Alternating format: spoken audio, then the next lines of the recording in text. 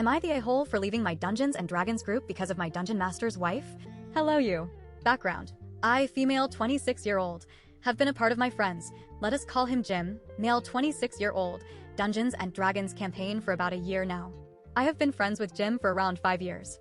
We originally met through a mutual friend of ours, but became friends when we started working together around 2 years ago. Jim has dungeon mastered a Dungeons and Dragons campaign for a few friends of his for 3 years-ish.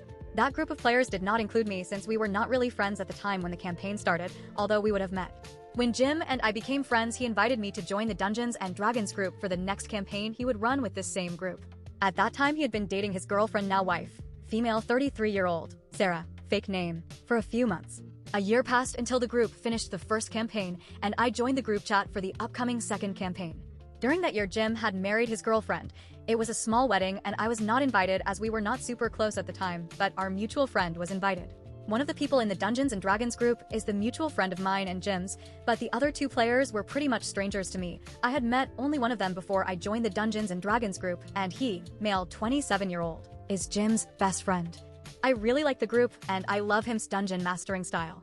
This is the first Dungeons and Dragons group I have played with since my last group disbanded 3 years ago. Here's the problem.